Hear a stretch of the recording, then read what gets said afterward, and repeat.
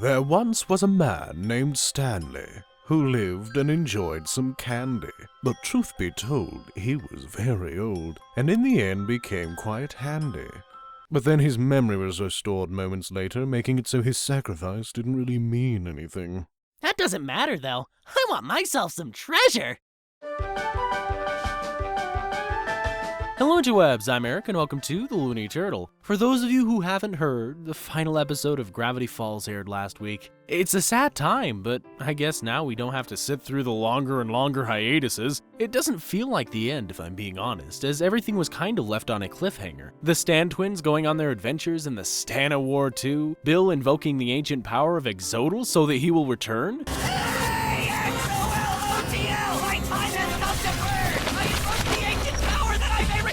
And there's no doubt that Dipper and Mabel are coming back to this town next summer. There are also rumors of an official third journal, and with that, there might be even more for us to discover. What about the Bill statue at the end of the episode? Well, the authenticity of this statue has mostly been confirmed on Reddit. Micah Rue made a rather detailed examination, concluding that this was likely a high-quality replica of Bill Cipher, which was filmed from an antique 8mm camera. It stands at approximately 30 to 33 inches at the top of the head and appears to have been there for at least a year. But the moss might have just been a camera effect. I believe that at this point, the statue's been there for at least 2 to 3 years. What makes you say that? In 2013, Alex Hirsch, the creator of Gravity Falls, went out on an adventure with the Gravity Falls crew, and along the way, they left some drawings of Bill that some people have actually been able to find. Since they obviously have a lot of foresight, I have no doubt that they diverted from their planned route and at some point hit a statue in the woods. But why did they film this footage without telling us where it is? To lead us on an adventure into the unknown, or perhaps giving us a last hint to a puzzle we have yet to solve.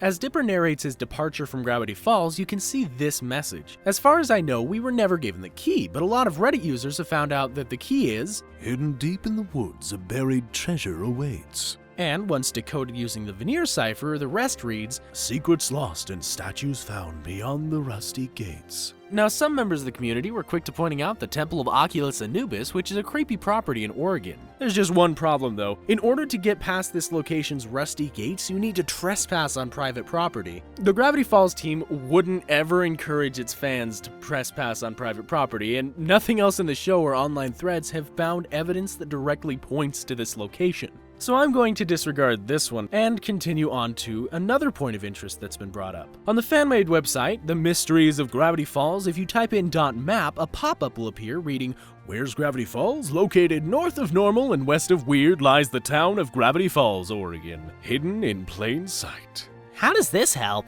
Well, highlighting the text reveals coordinates that you can enter into Google Maps to discover a location deep in the woods of Oregon. Even if you're coming from US Highway 26, you'll have to go beyond a rusty cattle grid, otherwise known as a Texas gate. Then again, that was greatly dependent on what path you take, and this information was gathered from a fan site that might have just picked a random point in the map. Heck, it doesn't even match the location we saw in the government facility of Not What He Seems. So it might be way off, but I don't want to completely discredit this one just yet, as it seems to be a pretty good lead. Well, where else are we supposed to search? Here, and one that should be deemed in plain sight, here. Why those locations? Well, the first location is around where the CIA agents in Not What He Seems saw the anomaly. It's clearly marked with a disproportionate Oregon, and after applying it to a real-world map, you can see it somewhere next to this forest. What about this one? Well, it's a bit far off compared to the other one, but it could just as easily be where Gravity Falls is intended to be. The main thing that supports this general area is this image, which was used in some of the show advertisements. Some of the locations line up perfectly with their real-life counterparts like Mount Hood, La Grande, and Medford, but for some reason the prehistoric garden is a bit off from its real-world counterpart. That being said, this appears to place Gravity Falls somewhere next to Wilmette National Forest.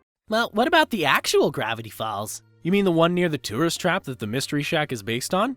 Yeah! Well, that could be it too, but a lot of fans have been kicked out of there for searching a little too thoroughly, so it's probably not around there. So with a couple of these eliminated from the equation, we're left with a campground in northeastern Oregon and a large area around the center of Oregon to search. At this point, no one's found the Bill statue, and as a community, we've certainly got a lot of places to look, but since I live in Utah and I don't have a car, I guess only time will tell if someone's able to find it. What if no one does?